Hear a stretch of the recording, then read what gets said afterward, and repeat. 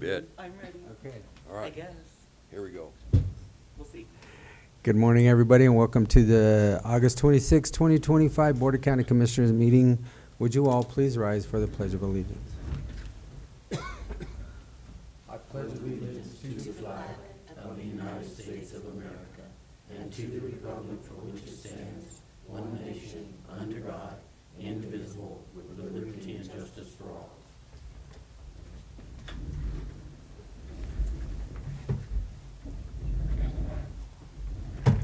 All right, first thing on our agenda are our approval of our minutes from our last meeting. Gentlemen, do we have any additions or corrections? I Okay. don't. Thank you. I move to approve the proceedings of the Board of County Commissioners for Montezuma County held on Tuesday, August 19th, 2025, as presented. Second. Been moved and seconded to accept the proceedings of the Board of Commissioners, Montezuma County for August 19th, 2025. Is there any discussion? All those in favor? Aye. Aye.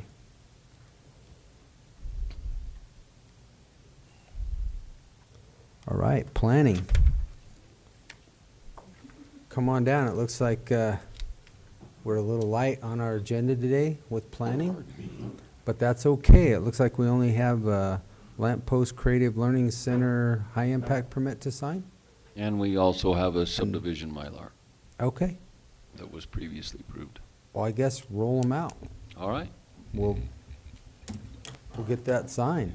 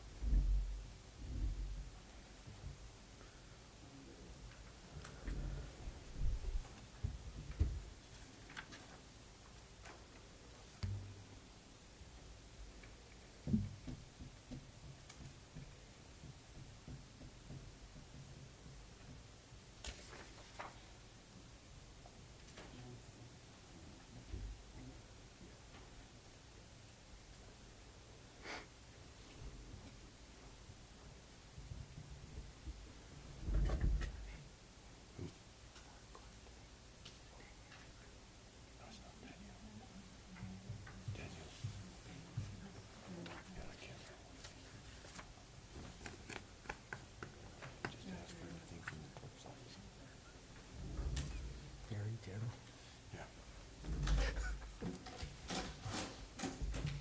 All right.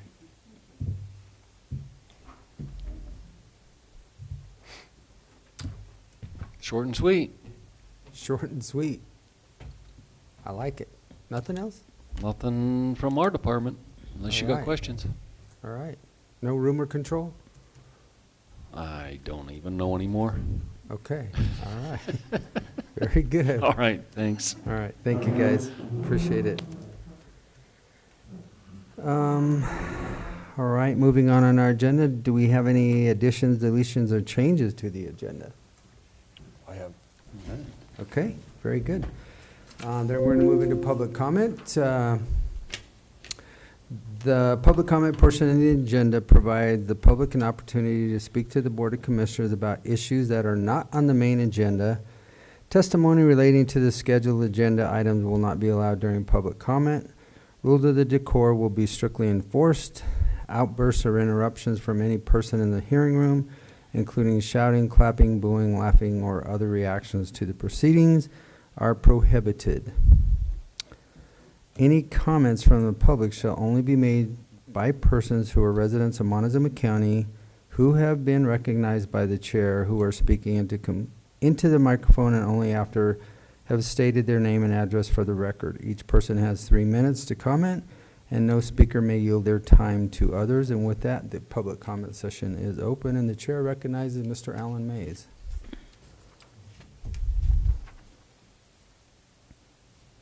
Thank you, and yes, the light's on, so thank you very much. Good morning, another beautiful day here in Southwest Colorado.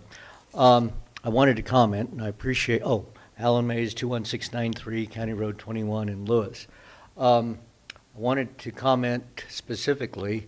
I attended 2 events the last couple of days, Sunday and yesterday, and at both events, and the commissioners were here for the second one, there were comments made by a citizen about equity of people paying their fair share, and I really did feel like it was commented that maybe not being biased or racist, but I felt that the individual that mentioned these, it did border on, and no pun intended, on the fact that we have a tribal nation to the south of us that have federally recognized tribal lands, and that they weren't paying their fair share because they aren't being property taxed on that land. The tribal nations, sovereign nations, were recognized. They are federally recognized by the federal government, and so those are things that have been put into place, and those aren't easily changed. But I think the opinion that was put out there is that these people aren't paying their fair share. They get to utilize the services. I think there's a lot of folks in our communities that don't own private land that aren't paying those taxes either, and get the services that were being discussed. And so because these weren't publicly recorded, I felt it necessary to bring it to the attention of the public through this venue where it is recorded. These kinds of, and when it's then continued by public officials to say, yeah, they don't pay any taxes, I felt I felt warranted to bring it up. I don't know who can make changes to the agreements that were made by the federal government to these tribal nations, but it is a non-issue for us at this moment to try and criticize when we know that they do own private land, they do pay property tax, and so they do pay for some of those services. As I said, there are individuals right here in town that do not own private property, so they're getting the schools, the hospitals, the fire departments, all of those things as anybody else that pays those taxes. So I just wanted to bring that up, and I thank you very much. I did want to ask about the town hall that's going to happen or the meeting that's going to happen in Dolores on Wednesday. I'm assuming that Congressman Hurd is going to be there. The way it was written up in the public notice, it was Hurdand, H-U-R-D-A-N-D. So I hope it's not just his staff. Thank you very much. Thank you. Next.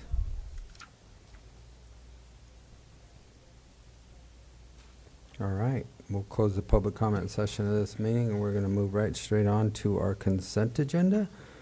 The consent agenda is intended to allow the board to spend its time on more complex items. These items are generally perceived as non-controversial, can be approved by a single motion. Any item may be removed from the consent agenda by the board and addressed in items needing individual consideration if deemed necessary. Gentlemen, do you have any items that you wish to have removed to talk about specifically? I do not. Okay. Well, then I would accept a motion to approve the consent agenda. I move to approve the consent agenda as presented. Second. Been moved and seconded to accept the consent agenda as presented. Is there any further discussion? All those in favor? Aye. Aye. Aye. All right. Next up, we have social services.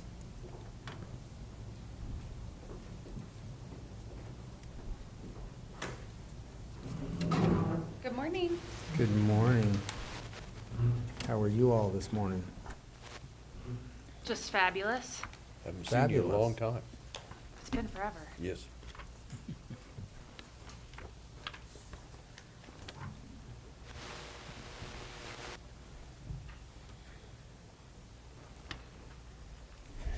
Okay, I would so move that we approve the minutes of the regular session of the Board of Social Services as Tuesday, July 22nd, 2025, and also the financials in the amount of $1,281,482.38. Second. It's been moved and seconded to accept the record of proceedings for the regular session, July 22nd, 2025, and the payables for July in the amount of $1,281,462.38. Is there any discussion? All those in favor? Aye. Aye. Aye. Okay, Kelly, take it away. Great. I had a couple updates that I wanted to provide you. Senior Services is trucking right along. I did want to let you know Rocky Mountain Meats. I made a connection through Coffee with the Commissioners with Rocky Mountain Meats, and they are donating 25 pounds of meat to Senior Services every month. And they're also giving us a really stellar deal, $1.82 a pound. That's good. For beef, for whatever in excess we have. Locked in for a year, but I want to mention it because it's a big deal. It was a really nice connection and very generous. So for the month of July, we Senior Services provided 1,705 meals. That's both congregate and home delivered meals. We averaged 39 folks a day, and our high was 66 in July. For MoCo, I wanted to let you know we've officially been awarded $171,857.28 through the 5311 funding that we applied for, which is great news. We were hoping to get that full amount. Quarter two data for MoCo. So we provided 2,319 unlinked passenger trips in quarter two. We had 24,000 revenue miles and 1,041 revenue hours. So they've been busy, trucking along, doing lots of work. And then I wanted to talk about the department. I think I mentioned in our last meeting, we have a management evaluation through HICPUF. That's really a very big evaluation. It consumes a lot of staff time, specifically in economic security, our eligibility staff. We have to finish 15 different questionnaires over the next 6 weeks and submit policies and a variety of other documents. That should wrap up October 21st, at which point then there will be a 90-day period in which we make any cures for any action plans that we need. And then my best guess is in late November, early December, I will forward you that evaluation for your review, and we can talk about any outstanding items or if we have any management decision letters that have to be addressed. But giving you the heads up because we're rocking and rolling. We did our kickoff, as HICPUF likes to call it, last week, so we're rocking and rolling on there. I wanted to celebrate. We completed leadership training for my leadership team, so that's 10 members, managers, and supervisors across the department. They participated in 10 months of training, individual coaching, group training. It was a lot of work, and a lot of really great things came out of it, and a lot of growth. So it's really awesome. Their commitment was great, and they were happy to wrap that up. But it was very nice. And then lastly, we had a state leadership in La Plata and Montezuma County at the end of July. We met with them, talked all sorts of things with new legislation. And as you all know, we're hurrying up and waiting. Many of the new requirements, we won't have process changes until summer of next year, before those things go into effect October 1st, 2026. So that's where things are at. Otherwise, business as usual across all departments.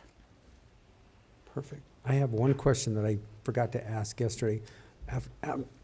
With this TripMaster software, you said that, potentially the increase of ridership, but do you have kind of a guesstimate of what that might be to start with? Would it be 5%, 10%, 2%? I mean, I don't know, any kind of a, and I realize it's a guess. Yeah, it would be a guess. And really the way that I'm thinking about it is launching the software, right? Getting it up and rolling, and between November, because it's going to take us 60 days or so, number one, to transition, to get all the data in, to train all staff on the platform. And so November and December, where we're really mastering things, right? Learning the system, it's played out, where we master. And then my thought is January 1st, we really publicize, we start to market MoCo, and we make some larger efforts to gain additional ridership. I think 10% additional ridership's a fair estimate in the first quarter, January, February, and March. And that's where I'd hang my hat if I was guessing. Okay, good. No, and I realize it's a guess. I'm just, something I didn't ask yesterday what that might increase. I hope it's more, but I do too. just curious of what it might be. I really think that we will be more efficient and effective.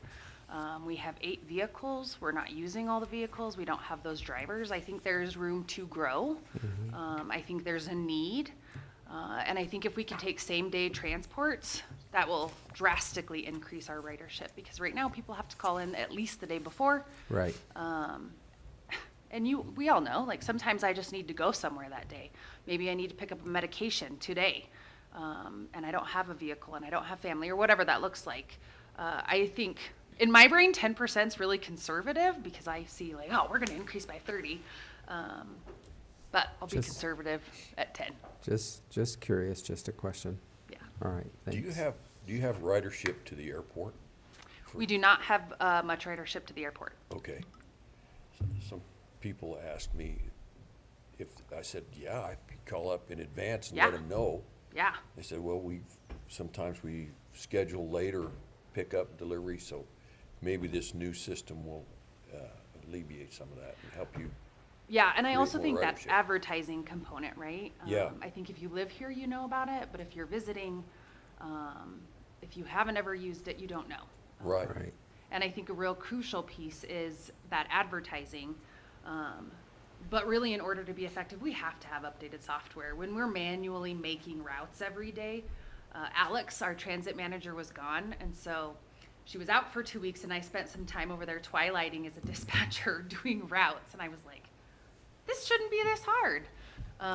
And it really drove home the need for something to streamline how we're doing business every day. Okay. Anything, Lori? Nope. Never? Okay. All right.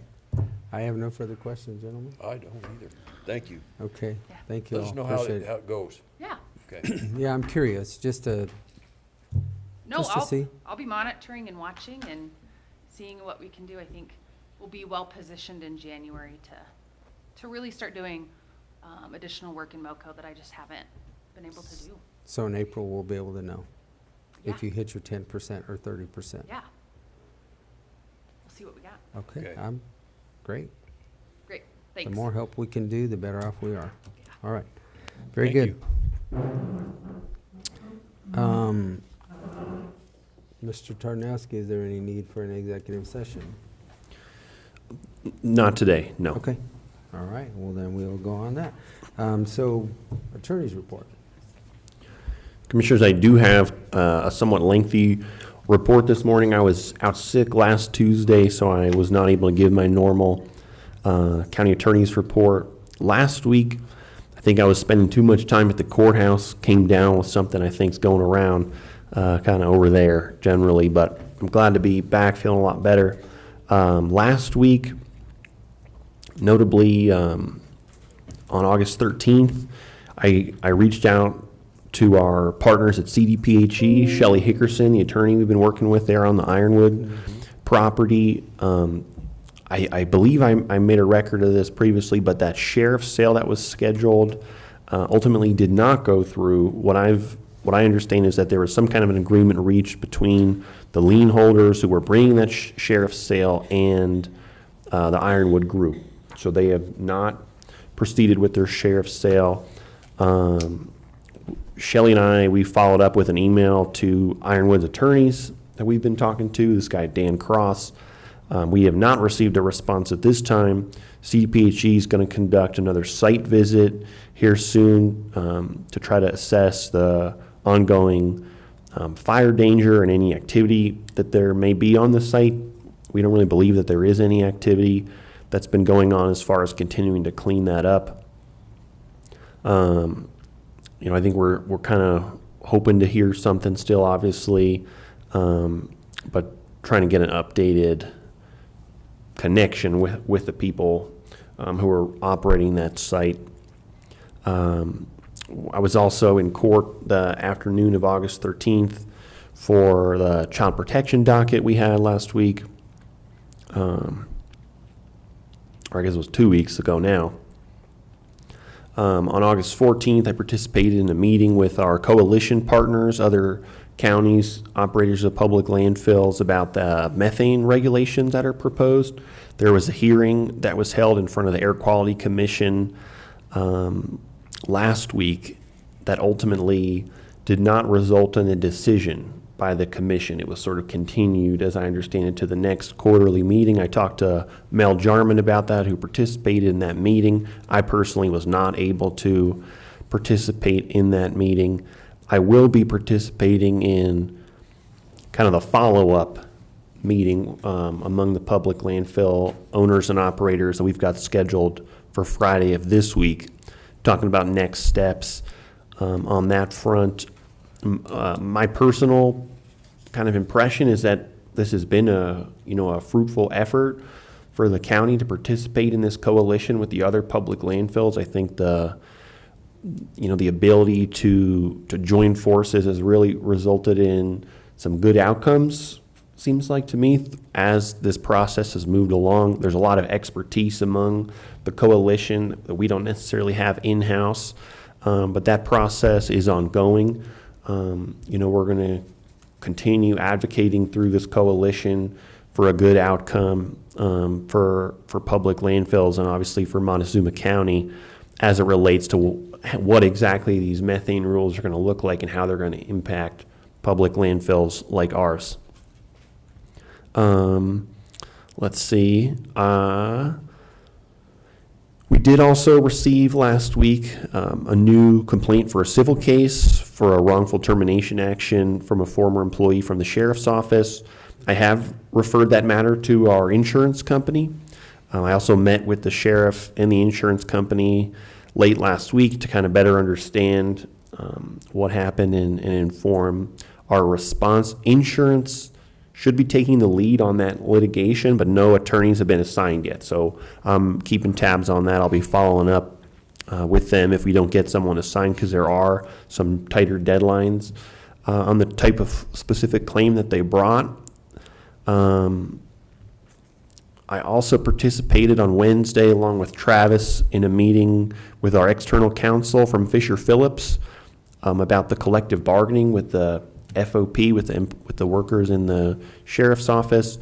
Our next steps is that we're going to be meeting on September 4th virtually with some representatives from the FOP to kind of hear them out on their initial proposal that they've made. So we're still not quite prepared to respond, but we want to continue to honor our obligations to negotiate in good faith about this collective bargaining agreement, and so that's going to be kind of the first step after that initial proposal was made. Thursday of last week, I had a child protection hearing in an Arapahoe County case that has some relation to Montezuma County in the afternoon. I did also reach out to the Ute Mountain Ute General Counsel, Nikki Green, on the law enforcement contract with the sheriff. I have not received a response yet. I will be following that up with a more formal letter, trying to, elicit a response there from the tribe, see if we can work something out that's more equitable on that front. We also filed our well, really, we filed a motion to dismiss, but on the Ellis Lewis's civil action that resulted from the board's denial of his subdivision application on his property. Our answer deadline was yesterday. We did not file an answer to the complaint, but we filed that motion to dismiss. I do expect that it will be granted, but Mr. Lewis will likely have leave to amend the complaint. So I'll keep you posted on that front. I also want to just update the board as we're kind of running through a lot of our civil litigation. We're very close to finalizing a settlement agreement on another wrongful termination claim from Bonnie Anderson. It's not finalized. It's not been dismissed yet, but I would say we're about 95% of the way there. We were in a posture where the insurance company was going to incur some pretty significant legal costs just as we continued to go down that process. So I do think it was kind of a good resolution to try to settle it where we have tried to settle it, and I do expect that to be finalized very soon. We've also got some deadlines this week for my office. We've got jury instructions due today for our upcoming jury trial in a child protection case. We've also got some filing deadlines tomorrow for our contested hearings next week on the child protection front. We've got another hearing next Thursday that we've got a filing deadline for tomorrow, Thursday of this week. Friday, our assistant county attorney is going to be defending a deposition ahead of our jury trial, and that's at the same time that I'll be in the air quality rulemaking meeting. And between all that, we've also got the answer deadline next Thursday for the Leaf Properties civil case. So that's the dollar store, property owners there. So we'll be working on that. So it continues to be a busy time in my office. Obviously, I'm also still working on finalizing that property transfer for the realignment of the intersection at 184 and County Road 25. He's actually tuna fishing this week, but I talked to planning. We're going to get that plat back in front of the commissioners to be signed, and I'll be finalizing the purchase details, hopefully, with that landowner so that we can get that figured out. And one other thing that I've got going on is we're still working with the sheriff in the town of Dolores on the proposed contract for the sheriff's services to the town of Dolores.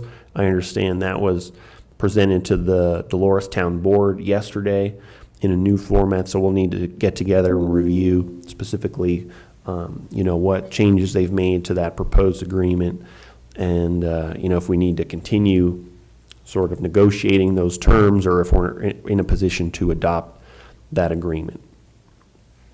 So that's kind of the big overview of everything we've had going on. Any questions about any of those things? Yeah. So Travis and I were there last night at Dolores. So I guess the question is, we are subcontracting for Dolores. How much negotiation does there have to be? I guess, do we have to negotiate, or we can say, here's the contract, here are the terms we are willing to provide, and here's the contract, and we sign it and give it to them? I mean, it seems like we're always backwards here. So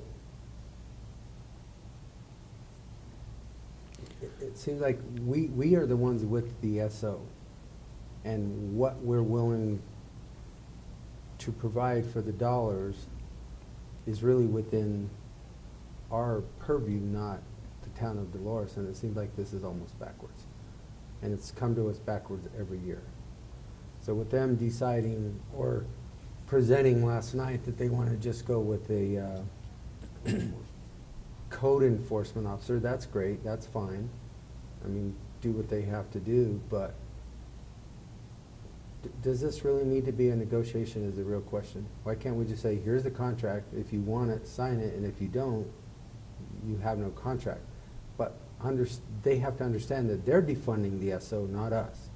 Because that position, those positions then they're not funded. Because this contract states it has to be for X amount of hours per week, which is 40 hours per person, 80 hours a week, I guess. Can we do that? Or, I know it's not been done that way, but I don't. Yeah. I do want to just raise the issue of this is arguably legal advice that could be privileged. Okay. So, I would make the recommendation that we should probably discuss this idea in executive session if the board really substantively wanted to engage in some of these issues. Broadly, I would say just, on the record here, that this is an area where there's concurrent authority with the sheriff and with the board, because it's, services of the sheriff, and it obviously impacts the county's finances. And so, there is some coordination, if we don't want to call it negotiation, that should occur, for this type of agreement. There's no,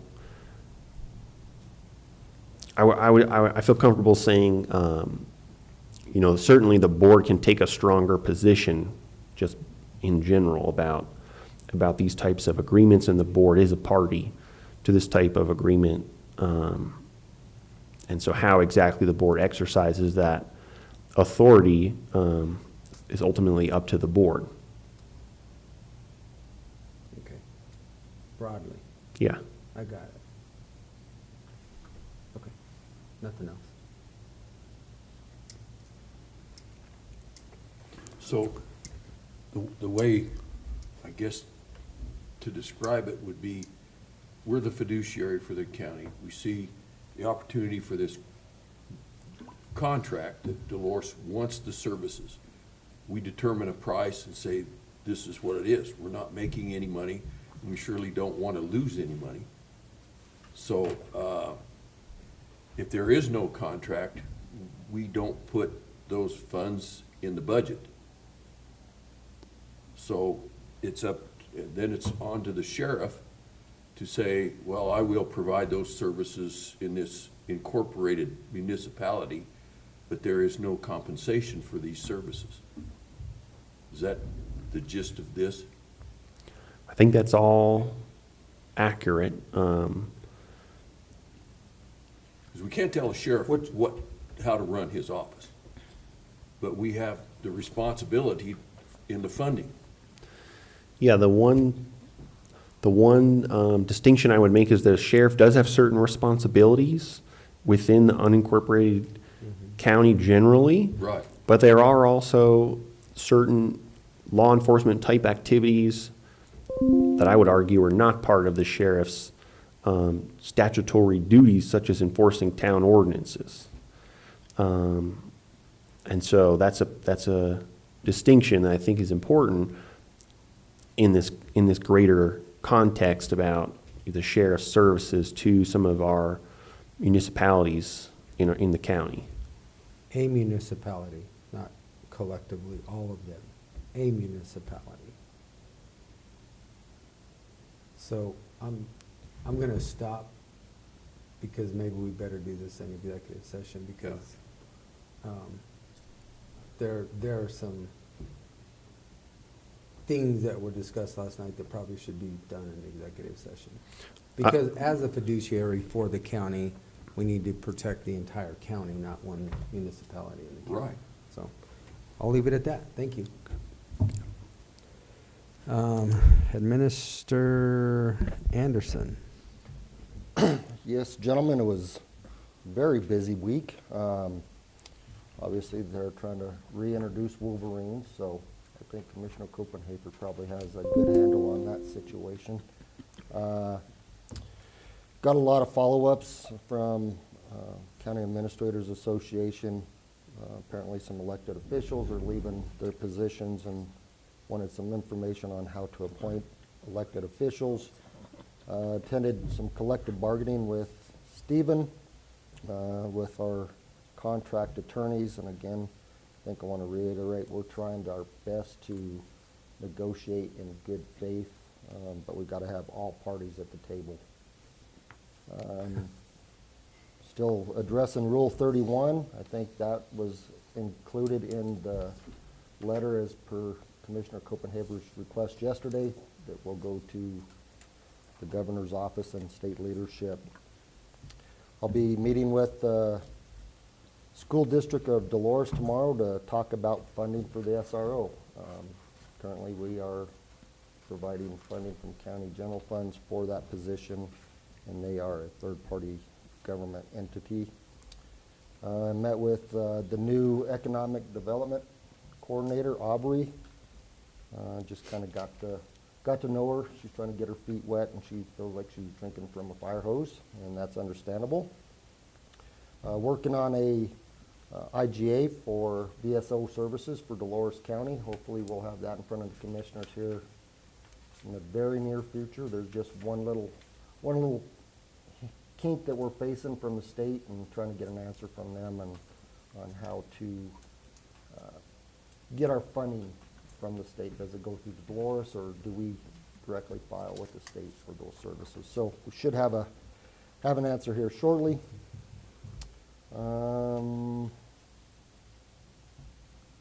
Briefly talked to Stephen this week about the employee issue at the sheriff's office. Did review some information from Mesa County as it relates to hiring freezes. They are going on a hiring freeze due to the special session that's been completed, 3-4 years in a row, so it's not so special anymore. So I'm going to monitor that and see where that ball bounces. And then I tried to watch some of the special legislative session, and I'm not sure if you gentlemen was able to watch it, but it gave me a headache. So I went on to do something else. But one thing that I did learn from some of the representatives is, over the last 7 years, our state population has only increased 5%, but the expenditures have increased 50%. So that was an eye-opener there. So, and then again, attended the Dolores meeting last night. We got an updated contract at about 8:30. They've had our contract since July 15th, and it's supposed to be finalized by September 15th. They wanted to push it back to October 13th. We have to have a proposed budget to the commissioners by October 15th. However, we have a meeting on October 13th. So September 15th, if you guys are good with that, that is the cutoff date. And that's by statute. Well, October 15th by October, statute for yes, the proposed by budget. For a statute, proposed yes. budget to us. I mean, I guess that's what I'm saying with the contract. It's our contract going to them, and the dates in there are representative of what we have to do to get our proposed budget so that we can get them presented. I guess Yeah. it just seems backwards. We meet every week so that we can get work done. They meet not every week. And now it sounds like their meetings are only going to be once a month and a workshop. So they're still going to meet twice a month, but one's a workshop and one's only for decision making. Unless I took that wrongly, which means That was my understanding. it's 30 days. It's just longer that they don't get. Well, I guess my question for the commissioners is we met with, when we had the issue in 2024 where there was no contract, I met with Dolores. We come up with September 15th. That was the date for signature of the contract. Then leave it in there. And so then they want to keep pushing it back. Well, we've got $50 to $58 million budget we've got to work through. Finance works really hard to get these budgets put out for the commissioners, and to have the contract continue to push back, we can't keep putting it in, taking it out, putting it in, and not knowing, and then the budgets just get messed up. So Okay, leave it in. September 15th. Good with that? Yeah. Okay, And that is it, gentlemen. all right. Thank you. Clerk and recorder, Yes, any, no changes. It's going well over there. okay. So we're hoping the permanent trailer plates, what I read, it's like 2028. So still a while out, but everybody's excited about that. And the black license plates. Mm. That's Okay, about it. all right. Very good. Thank you. Thank you. Commissioner Copenhaver. This past week, we had a meeting at MVI, or not during our regular schedule time, but we had to leave the water allocation the same. That was set earlier because of the conditions that existed with the Dolores River not getting any increase in flow because of the lack of rain.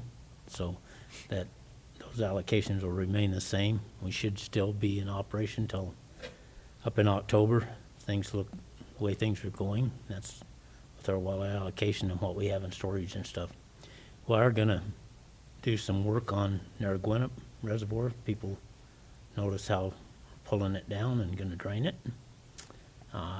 If people have noticed over the last several years, we've had there's constantly a foot or two of water running out the dam through the spill gate because we can't completely close the gate on it.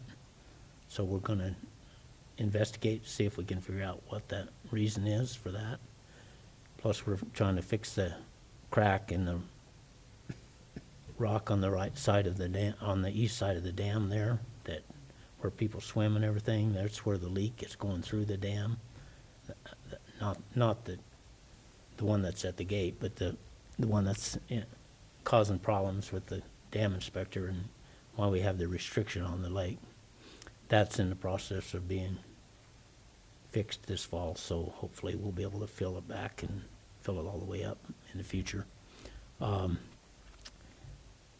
I was gone, they had actually interviews for a AAA director, and they offered the position to one of the applicants, and by the time they offered him the position, he had taken a different position. So we're back to square one without a director, as far as I understand right now. We'll have to go through the process again. This will be the third time, I believe, we went through the process. It's, hopefully we can find somebody pretty soon. I got a meeting at Southwest on Thursday, and that's about it, I guess. Okay. I wanted to address Mr. Anderson's comment on the Wolverines. The state of Colorado has spent millions on the reintroduction of wolves. And now that they're in a financial crunch, they're pulling part of the wolves funding to refund other parts that they're short in. That was part of the special session on it, as I understand. And why they would be thinking they need to do some other reintroduction when they don't have any money to do what they've already done is beyond me, but it's just my opinion.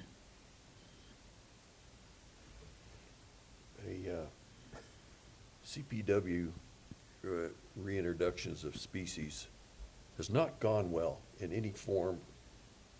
It started with me back in late 1990s, early 2000s with the lynx, and the lynx population, I think, has faltered.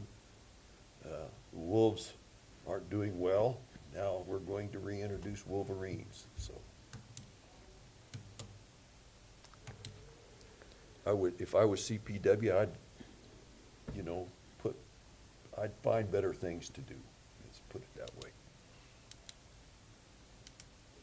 That's my opinion, sorry. That's okay. But I do Keep have, going. I do have a question for Commissioner Copenhaver.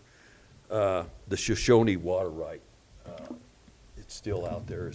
Have you heard anything, what's being done with that? They're still waiting on some funding, depending on whether some of that money gets released from the Colorado River, the different buckets. Okay. I think they're short about $40 million as to actually getting that done. I'll know a lot more after Thursday. Okay, Basically, we'll have some discussion about that whole deal at the Southwest meeting on Thursday, so get brought up to speed on it and where the Colorado River negotiations are right now. It's kind of, well, I missed you at that meeting, that CCI meeting last Friday up in Delta. yeah. That was one of the topics, heated topics up there was water rights across the board. Shoshone was part of it. Well, that's always been a non-consumptive use. Yeah. Water right, so that water has been going down the Colorado River for all these years. And actually, back in the history, there was, actually, I think Denver Water actually had the first right of refusal if that water right was ever sold. And they actually gave that up. At some point in time, they actually gave that up. Because if that amount of water was diverted to the east slope, it's a tremendous amount of water. It is. And it would really deplete the Colorado. That was the concerns up Yeah, there. if that was, that if that would would be ever sold to- happen. And so Yeah. that's why they're trying to get this deal done, to make it into where it would still stay in, going down the Colorado on the west slope, putting it into an in-stream flow right and that sort of thing. So it would still exist in the same condition it's been in, basically, because the generation of electricity that was occurring could still happen. But that plant is so old, I think that there's a lot of issues with having to upgrade it and everything else to make it efficient, the way things are, as I understand. But there's still some issues that they're trying to work through as far as getting that done. I think they will get it done, but there's still some issues to raise that much money, because I think they had to come up with $98 million altogether for that water right. Almost 100 million. Yeah, it's almost $100 million. And there's been a lot of different partners that have put in some money and stuff, but I think they're still short about 40 million. That's a lot. Yeah, it's a lot. That's a lot of It's a money. lot of money, and they were hoping to get that, part of that out of the infrastructure bill to, that's what they were looking at. So, I don't know. We'll have to see what happens. Okay. I may know more next week, hopefully. That kind of is part of my report from CCI. One of the other big, I guess, topics up there was sign on to Prop 123 letter to the governor, and we just did that today. A lot of counties are signing on and writing letters to the governor. Mesa County is experimenting and trying to get a grant to have artificial intelligence help them with their planning department. So it might be interesting to watch that process as it goes along. Also, counties are reporting increases, imagine that, in health insurance. And La Plata County's going to go for a 1% sales tax increase. And I talked about the Shoshone water right. DOLA has money for adaptive playgrounds, whatever, I don't know what an adaptive playground is, but they have money for that. And also, upcoming year, DOLA their focus is going to be on infrastructure. And one other reminder to everyone out there that gets services from DOLA, they are an educational resource for your entity. So don't hesitate to use them. And Wyatt Bayer is the new representative for Senator Bennett's office. And that's all the notes I have on that.